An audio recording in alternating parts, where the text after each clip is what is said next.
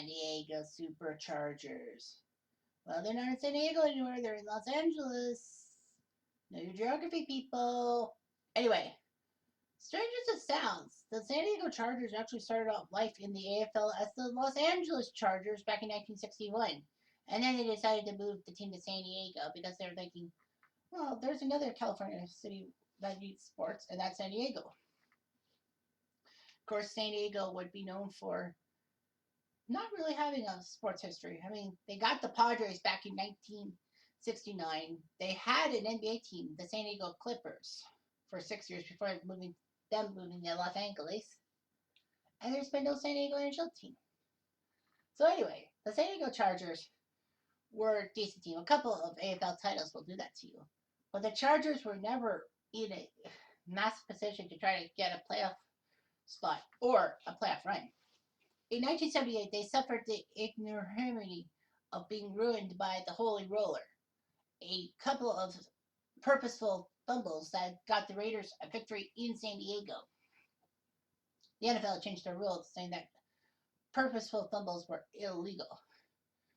Around that time, Eric Coryell was born. Based on the coach of Don Coryell, he found a gunslinging couple of wide receivers like John Jefferson and Charlie Joyner to join quarterback Dan Fouts from Oregon in the backfield.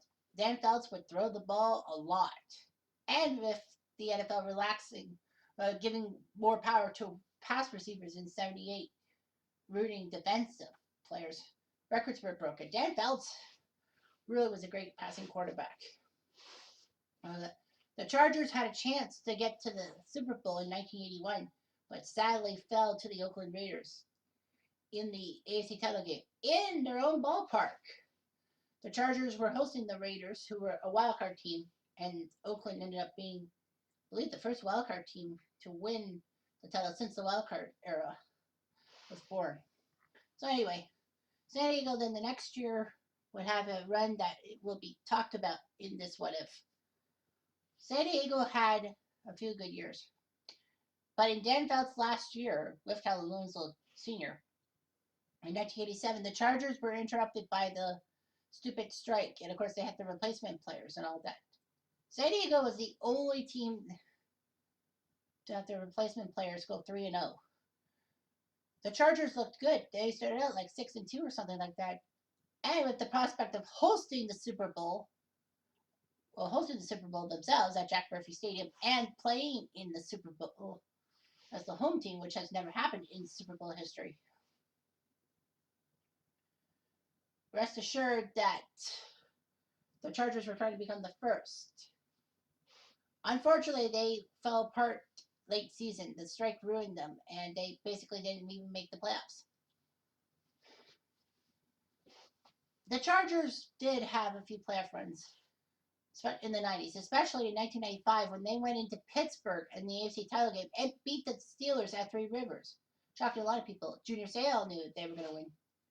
The Chargers then got their butts handed to them in the highest scored Super Bowl in history, 49-26 to the San Francisco 49ers, who were led by Steve Young, who got the monkey off his back. San Diego really had a few problems. They had Rodney Culver, their star running back, die in a massive plane crash in the Everglades, among other things. The Chargers thought they would change their fortunes with Marty Schottenheimer as coach. And their fortunes changed. They were a good regular season team, but never got over the hump. One such example was the 2004-05 season, when the Chargers were really the favorites to beat the New York Jets. And then the Jets come out of freaking nowhere to beat the Chargers in San Diego. Bad luck. A couple of key losses to the Patriots did that to you. One time, the Chargers were number one in the AFC, and they had a chance to beat the Patriots. Bad luck. They had a few fumbles not go their way. The Chargers didn't. And Phillip Rivers, with that ACL tear, gamely took on the Patriots in the AFC title game in 2008, but unfortunately fell flat. Injuries will do that to you. Of course, San Diego is also known as the team that coveted Phil Rivers over Drew Brees, sending Brees to New Orleans, no strings attached. And then all of a sudden, the New Orleans Saints just became a super team. They had their quarterback of the future. And what a future, getting a Super Bowl. San Diego has never had a taste of the Super Bowl.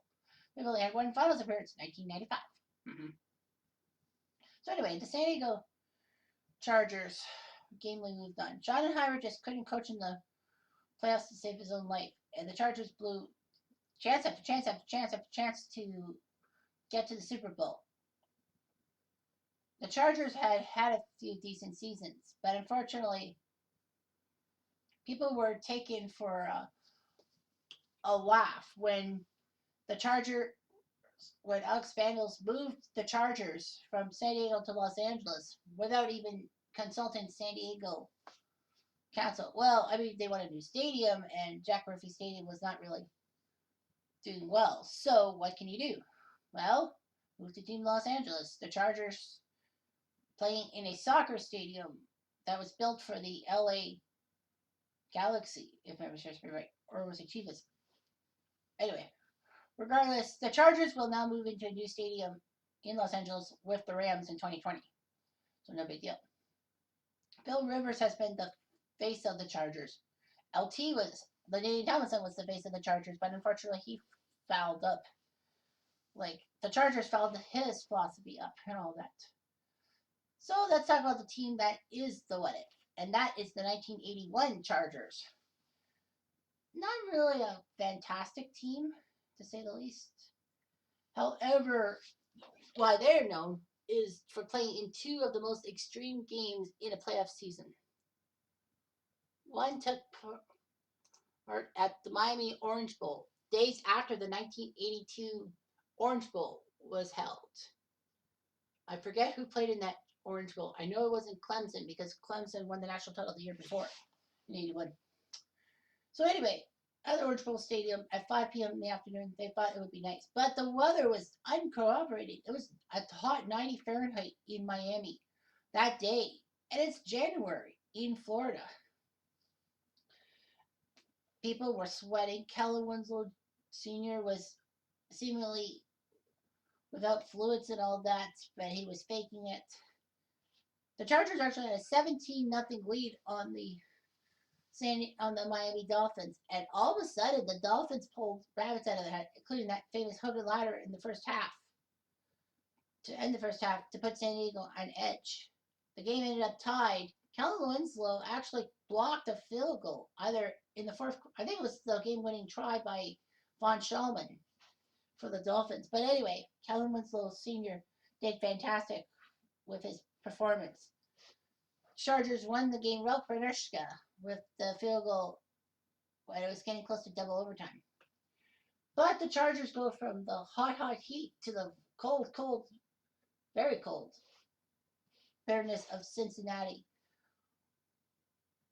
in the minus 20 Fahrenheit at least. Unfortunately for the Chargers, they weren't used to the bitter cold weather. And it showed. Obviously, if you're from California, you would never have been where the cold is. So unfortunately for the Chargers, they had to deal with a couple of bad luck moves. They went into Cincinnati, they got blitzkrieged, mostly by the cold weather. Give Dan Fouts credit. He tried and he tried, but Ken Anderson just kept throwing spirals that were perfect in the Cincinnati cold weather. Bengals went on to the Super Bowl to take on the 49ers, but lost thanks to Dan Bunce's goal line stand. So that's what the what if is going to be. It's the 1982 Chargers, 81-82 Chargers getting to the Super Bowl. They shock Cincy in the cold. They'll take on the 81 Niners. Now, keep in mind, this game was at the Silverdome. So, of course, I think I've done Super Bowl 16. I don't remember. But anyway, yeah, at the Silverdome. That's where we will be. So, 10-6 versus 13-3. You're thinking the Chargers will not get their happy ending. Well, I've seen strange things happen.